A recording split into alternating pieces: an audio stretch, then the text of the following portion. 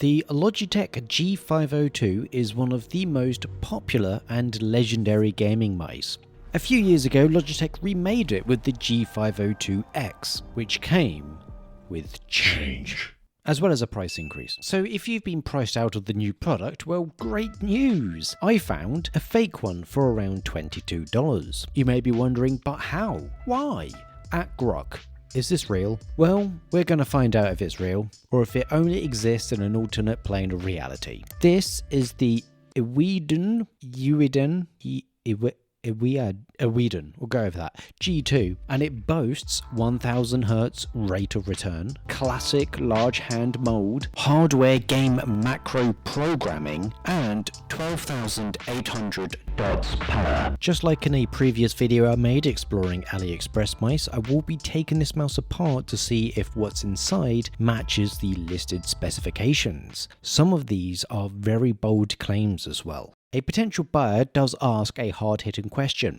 How does this feel in the hand? Like it'll crumble and weigh less than 12 grams? A great question. Let's not forget the G502 is a unit for big, strong, muscly people, built like Larry the Lobster. Not these puny, weak individuals who have to use mice like these because they're so weak. These people would never be able to lift a weight. If this thing doesn't weigh 1 kilogram, that's 4.17 Big Macs for Americans, I'll be incredibly disappointed.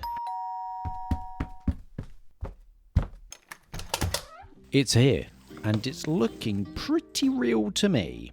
It has multi-level DPI, comfortable feel, and positioning. And here it is in its real, physically tangible form. Let's answer the previous question posted by a mystery user. This weighs around 76 grams, less than the G502X's 89 grams, and significantly less than the original G502's 121 grams without the weights. The similarities between these two are rather striking. There's areas that are identical, but then a closer look shows there's minor differences, as if they're trying to copy someone's work but changing it a little so the teacher won't know. This G2 supports RGB, and you should prepare yourself because in a moment you're going to be dazzled. The G502X wired version doesn't have RGB. In fact, Logitech only provides RGB for those that buy the higher priced wireless model, the G502X Plus. This G2 comes with it as standard and is actually bright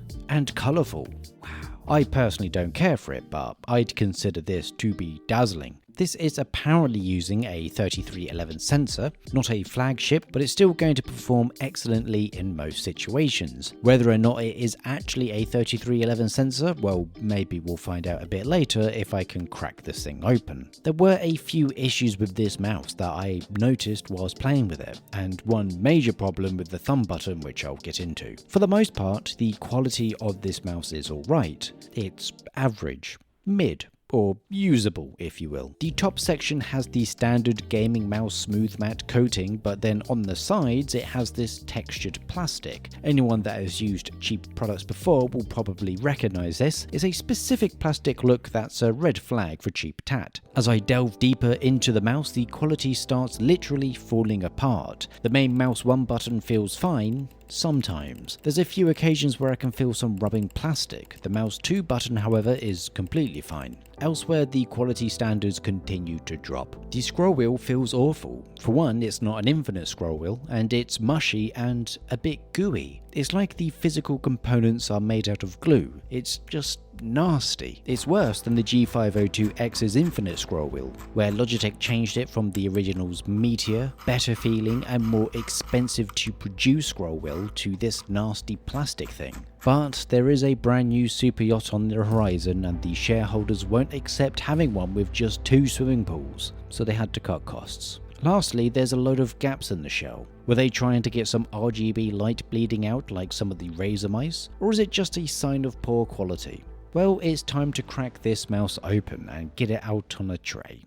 Nice, okay, and I failed. I was unable to get inside without breaking it, and I still have work to do, so I need it to remain intact. for now. One other major issue I had was the thumb button, or the sniper button which it is often referred to as, doesn't actually work as a sniper button. A sniper button lowers the DPI of the mouse whilst you're pressing it in, and then when you release it, it goes back to normal. On the G502X, Logitech actually lets you remove this button, as it's not something everybody wants, as it can get in the way and be a bit distracting. You could also disable it in the software. But on the G2, this doesn't lower your DPI, it does this, and you can't remove the button. You may think, surely you can disable this in the software, but what software? I haven't found any software for this mouse at all. I've gone to Uiden's website and this mouse isn't listed. I tried downloading some of the others, but they won't work. One, Windows actually refuses to let me run. Thankfully, I didn't press it that much, as it sits just out of reach of my thumb. Now, this is a rare case where the clone, or fake, doesn't get close to the original. If you aren't a keen follower of gaming mice, Chinese clones are everywhere. In some ways, it's a good thing, as they provide genuinely high quality mice at a more affordable price. In some cases, they can be over $100 cheaper than the originals. Most of the good ones are focused towards competitive gaming, and they are genuinely great products that are worth picking up. The main downsides are normally software, firmware, and warranty support, but the quality of them is fantastic. In some cases, they can even beat the originals. I compared a $35 Superlight to the Superlight 2, and the $35 one was the superior product, and not because of the price. So I wonder if it's down to the amount of moving parts that this mouse has. As mentioned, the good Chinese clones are focused towards competitive gaming, so the mouse itself is more basic. But here you have various additional buttons, a more complicated shape, an RGB lighting strip that would require additional work to make. So what exactly have they done? Well, this was a lot better than what I was expecting. Personally, I was imagining a more basic setup with an LED strip just attached to the case. But there's 3 PCBs which are mostly required because of the array of switches around the mouse and their location, which are all then connected to each other.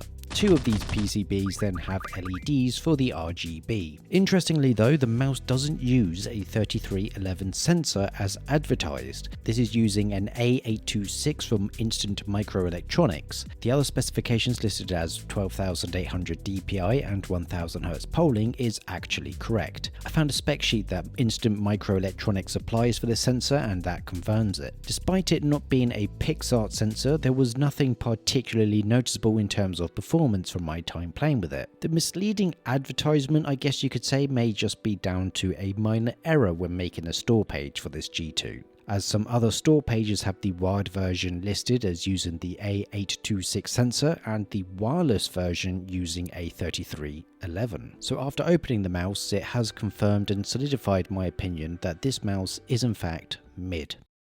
And this isn't the only mouse Uiden sells. They're essentially Attack Shark 2, a rather average Chinese brand that specializes in copying popular products. They have a Razer Viper V3 clone, a Superlight, a Death Adder V3 Pro. They also have an exact replica of the genitals of a Transformer. So it's an interesting strategy that Uiden have gone for. They probably don't want to dedicate the resources required to create an exact replica of the G502X, so this is the best that they could come up with. There is a teardown video that Bearded Bob did, which really highlights all the minute details in the G502X's design, so you can see why they haven't gone for an exact clone. Obviously, the same isn't applied with this G2, but for $22, who cares? If this had software so I could disable the thumb button and just ever so slightly better quality, this would actually be an acceptable clone. However, as it is...